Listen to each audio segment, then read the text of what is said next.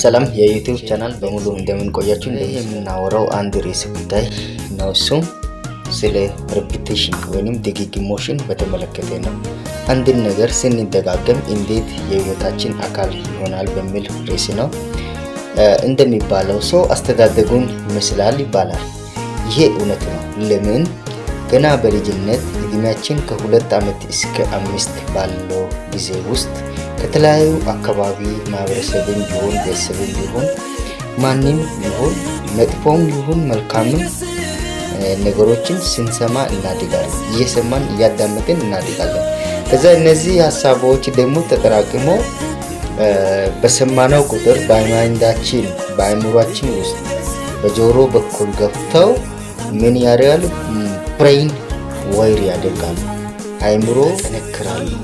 የጭንቅላታችን ክሮች አሉ አይደል? እነዚህ ክሮች ዋይንድድ ይሆናሉ፣ ይጠነከራሉ ማለት ነው። ከዛ እነዚህ ሀሳቦች ምን ይሆናሉ ማለት ነው?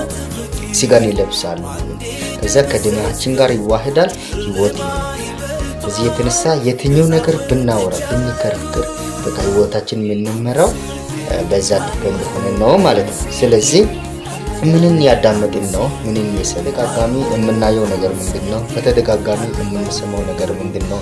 መልካሙን ነው ወይስ መጥፎን ነው?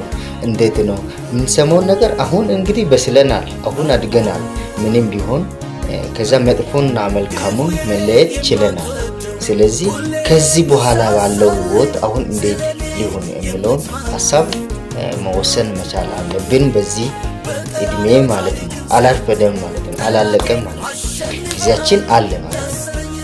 ስለዚህ እነዚህን መጥፎ ሀሳቦችን እንዴት ከውስጣችን ከማይንዳችን እናስወግድ፣ እንዴት ደግሞ መልካም ሀሳቦችን እነዚህን ደስ የሚሉ እንዴት ወደ ሪፕሌስ እናደርግ በሚለው ጋር ስንመጣ አንደኛ እነዚህን ሀሳቦችን ሪሙቭ ወይም ሽፍት የምናደርገው ባይ ፎርስ አይደለም፣ በግዴታ በፕሬሸር አይደለም።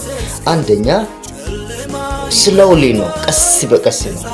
ልክ በገቡበት መንገድ እንደዚሁ መሸኘት መቻል አለብን። እንዴት ገቡ? ቀስ በቀስ እያዳመጥን በውስጣችን ገቡ፣ ተታስሮ ደም ስራችን ጋር ተዋህዶ አይደለ? ልክ እንደዚሁም ደግሞ እኛም ቀስ በቀስ መልካም ሀሳቦችን በማሰብ ኢምፕሪንት በማድረግ እናስወግዳለን፣ እናጥፋለን ማለት ነው ከአእምሯችን። ለምሳሌ ከዚህ ዋናው መንፈሳዊነት ማለት ነው። በጸሎት ሊሆን ይችላል። ክርስቲያን ከሆነ ደግሞ ሁላችንም እንደምታውቀው መጽሐፍ ቅዱሳችን በማንበብ በማጥናት ክፉን ከመልካሙ በመለየት ከዛ መልካሙ ላይ በማተኮር ፎከስ ትኩረት በመስጠት እነዚያን እንሸኛቸዋለን፣ ሽፍት እናደርጋለን። እርግጠኛ ነኝ አስታውሳለሁ፣ ይህን ጊዜ የሚጠፋ ነገር አይደለም። ስሩ ፕሮሰስ ነው፣ ቴክስ ፕሮሰስ ነው። ስለዚህ ይሄ ጊዜን ስለሚፈጅ መቸኮል የለብንም። ለምሳሌ ራሳችን የመውቀስ መንፈስ አዳድገን ከሆነ እኔ ኃይልን በሚሰጠኝ በክርስቶስ ብርቱ ነው በሚል ሌት ኤ ዊክ ሴይ አይ አም ስትሮንግ ይላል መጽሐፍ ቅዱስ። ደካማው እኔ ብርቱ ነኝ ይበል። ስለዚህ በእንደዚህ መልካም ቃላቶች እነዚያን እኔ አልረባም አልጠቅምም እያልን አድገን ከሆነ በእነዚህ በመልካም ፖዚቲቭ ሀሳቦች ራሳችንን ሪፕሌስ ማድረግ መቻል አለብን ማለት ነው። ቀጣይ እንዴት የምንሰማው በሚለው እና እንዴት በማየት የሚለውን ደግሞ ፓርት እናያለን። ፓርት 2 ይቀጥላል ማለት ነው። ስለዚህ እንደሚታወቁት የዩቲዩብ ቻናል ገና ፍሬሽ አዲስ እንደመሆኑ መጠን ሊንኩን ከታች አስቀምጣለሁ። አንድ ደግሞ ዩቲዩብ ቻናል ሰብስክራይብ በማድረግ እንድትተባበሩ በአክብሮት ጠይቃችኋለሁ። በጣም ወዳችኋለሁ። በርቱ፣ ተባብረን አብረን እናደግ። ሰላም ከእናንተ ጋር ይሁን። ቻው።